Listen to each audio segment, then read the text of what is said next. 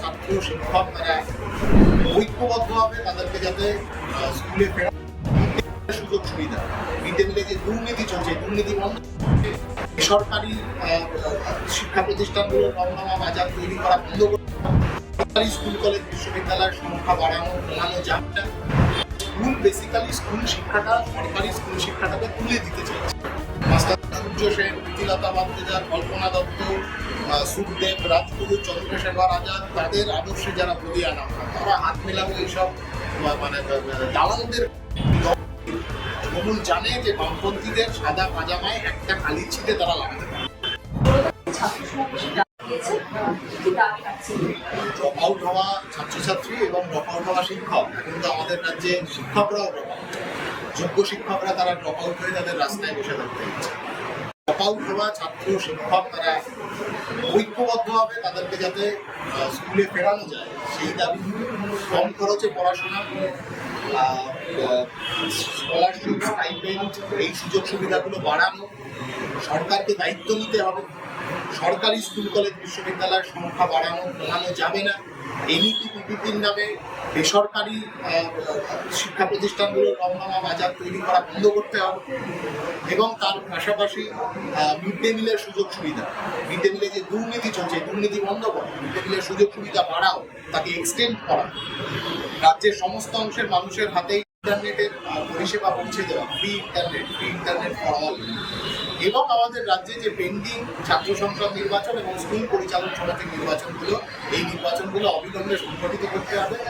পাশাপাশি গোটা দেশ জুড়ে যে ধরনের একটা বিদ্বেষ, যে ধরনের একটা জিগিরের মহল তৈরি হয়েছে, তার মধ্যে দাঁড়িয়ে প্রকৃত দেশপ্রেম, ঐক্য, সম্প্রতির পাঠ করে যুক্ত করা এবং প্রতিদিনের চর্চার মধ্যে স্কুলে, কলেজে, বিশ্ববিদ্যালয় প্রতিদিনের চর্চার মধ্যে, ক্লাস কারিকুলামের মধ্যে তাকে যুক্ত করে নেওয়া এবং সমস্ত স্কুল কলেজ বিশ্ববিদ্যালয়তে প্রত্যেক দিন প্রাক্তনী সংবিধানের প্রস্তাবনা পাঠের বন্দোবস্ত সরকারি নির্দেশিকা জারি করে করতে হবে।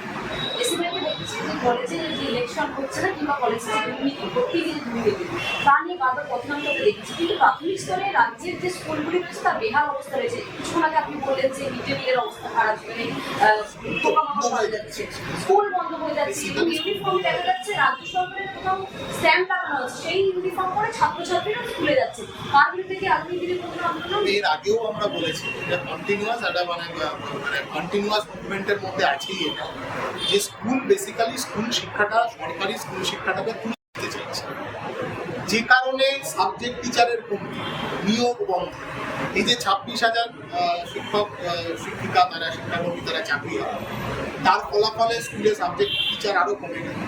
স্কুলগুলো বেসিক্যালি ফাঁকা করছে, স্টুডেন্টও নেই, টিচারও নেই, মিড ডে মিলের সুযোগ সুবিধা তা সংকুচিত হচ্ছে।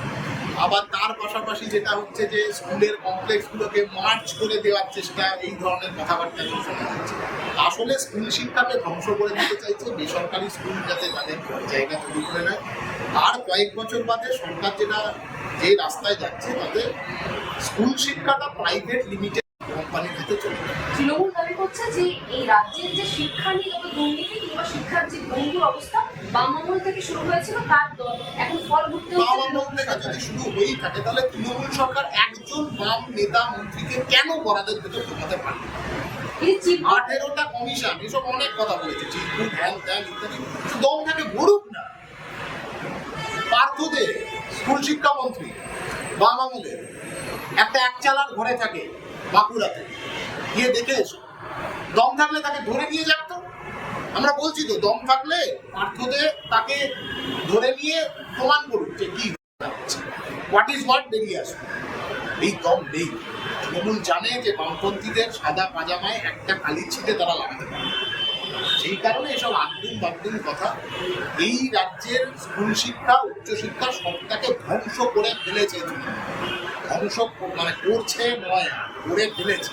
এখন তা থেকে পুনরুদ্ধারের রাস্তা আমাদের তৈরি করতে হবে।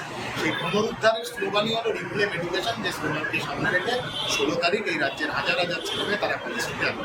একদম শেষ প্রশ্ন, রাজ্য সরকার তৃণমূল সরকারের আমলে রাজ্যে যে শিক্ষা দুর্নীতি, একাধিক দুর্নীতি আমরা দেখতে পাচ্ছি, তার বিরুদ্ধে লড়ার জন্য প্রথম থেকে বিজেপির যারা রয়েছে ছাত্র সংগঠন রয়েছে তাদের সাথে কোনো হাত মেলাবে? কেন হাত মেলাবে? প্রথমত ওরা আছে তুমি হচ্ছে যারা বিজেপির ছাত্র সংগঠন নয়, না ভুল বলছো, RSS এর ছাত্র সংগঠন। ওরা সেই ছাত্র সংগঠন যাদের বাপ ঠাকুর দ্বারা ব্রিটিশ হুকুমতের পা চেটেছিল, বুট লিকার অফ ব্রিটিশ গভর্নমেন্ট।